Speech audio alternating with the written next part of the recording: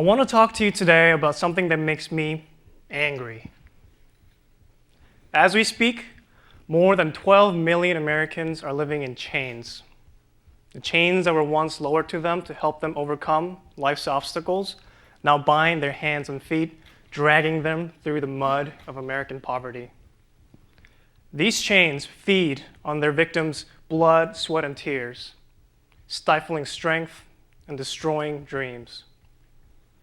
These are the chains of unjust debt forged by predatory lenders. Payday loans, tax refund loans, rent-to-own centers, auto title loans. If you're not familiar with these products, it means that you're not the target of predatory lenders. Instead, they target the impoverished, the most under-resourced members of our communities who really need a hand getting through tough times. And on the other side of this imbalance of power are the payday lenders. They have the money and they have the time, and using this power, they set the terms of the deal with no regard to how it might affect the lives of their borrowers. In their system, their borrowers are merely minuscule pieces of their investment vehicle. Let's take a look at an example of a predatory lending product to explore the problem further. Payday loans. The name comes from the way it works. When you take out a payday loan, you're promising the lender that you'll repay using your income from your next paycheck on your next payday, hence the term. And let's pretend that you're hit with an emergency today. Your car breaks down this morning, so you cannot get to work. You need $300 to find new parts and fix it. Unfortunately, you're not going to get paid until next Friday. But the problem is, if you can't get to work, you might lose your job and that paycheck might never come. So what can you do? Well, maybe you can dip into savings, get some help from friends and family, or go to the bank to borrow some money. Unfortunately, because you live paycheck to paycheck, you don't have any money saved. And you have friends and family that owe you some favors, but it'll be too much for you to ask them to lend you $300 whole or to give you a ride to work for the next 2 weeks. And banks and credit unions refuse to lend to you because you have a bad credit score. So where do you turn to? Well, you can go to the payday lender who doesn't care that you have bad credit and take out a loan for $300 to fix your car today and get to work. It comes at a cost. You'll have to pay $45 in interest for the amount you borrowed, but it's much more preferable to losing your job. The story doesn't end there, however. Let's fast forward 2 weeks to next Friday. You've just been paid, and now you're on your way to make that $345 payment to your lender to get the loan off your back. On the way, however, you notice that you can't afford to dedicate so much of your paycheck on this payment because you notice that you're not going to be able to make your rent. You might have to go hungry for a few days, or you might not have enough money to put gas in your car in the first place. So you go to the lender and explain your situation. And to your surprise, the lender is very accommodating and tells you that you can actually push back the due date of the loan 2 weeks if you make the $45 interest payment today. In fact, you can make this payment over and over and over again to push off the due date of your loan another 2 weeks, and another 2 weeks, and another 2 weeks. Well, that's a huge relief, because you can make $45. That's something you can manage, for sure. So you plop down $45 and walk out of the store, feeling confident that one of these weeks, you're going to have enough money to pay off the loan in full. Maybe you'll have opportunities to work overtime, or find some help from friends and family. 2 weeks go by again, and the same thing happens. Well, no big deal.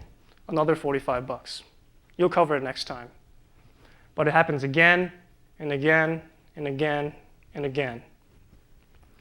If you are like the average payday loan borrower, by the time you're finally able to pay off the loan in full, 4 whole months later, you would have made 8 of these $45 payments, which amount to $360. And this is on top of the original $345 you owed in the first place. In short, you've just paid $705 for your $300 loan. That translates to an APR, or annual percentage rate, of 390%.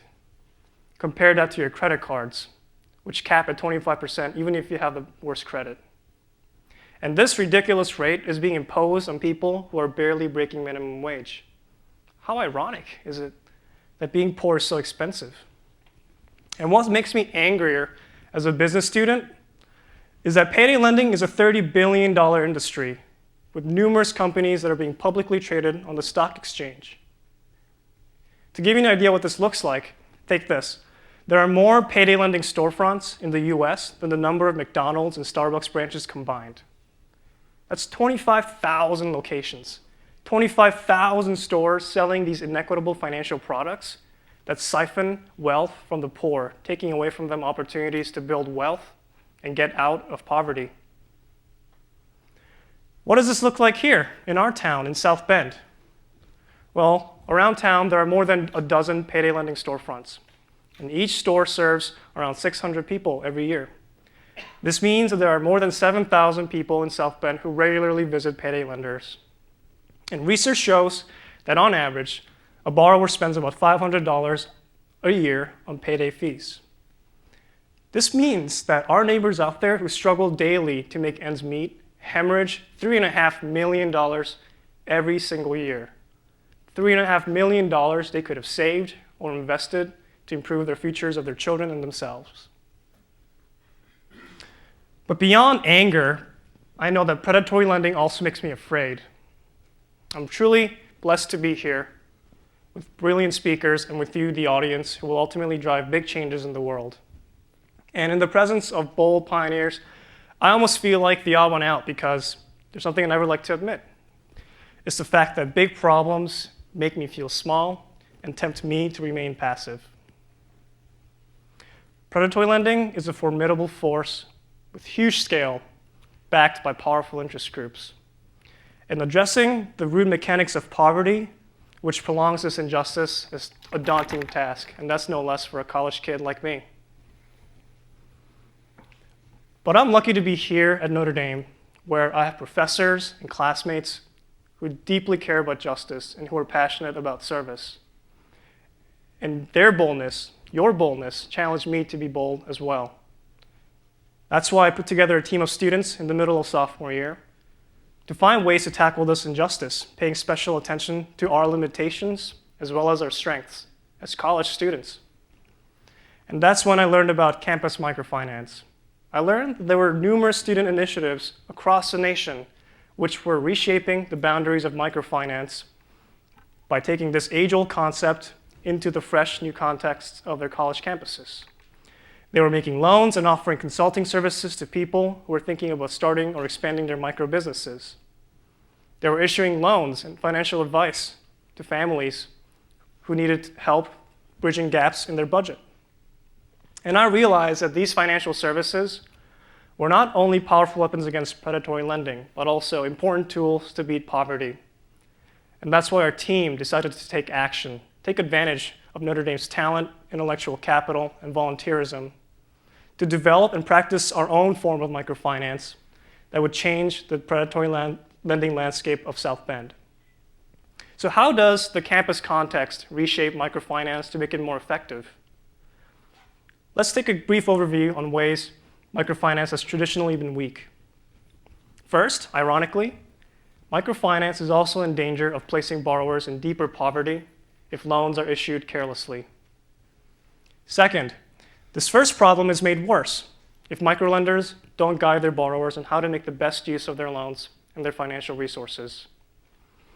And lastly, domestic microlenders in particular suffer from a lack of positive social pressures on the borrowers to repay. Due to cultural differences, domestic microlenders often work with individual borrowers, unlike their international counterparts, who lend to a group of borrowers who know each other very well and can keep each other accountable for the loan. And to respond to these challenges, our team took microfinance, an old concept, and reimagined it in the context of the Notre Dame campus. We established our own microlending organization called Jiffy, and we developed our services around the core tenets of responsible lending, holistic service, and relationship building.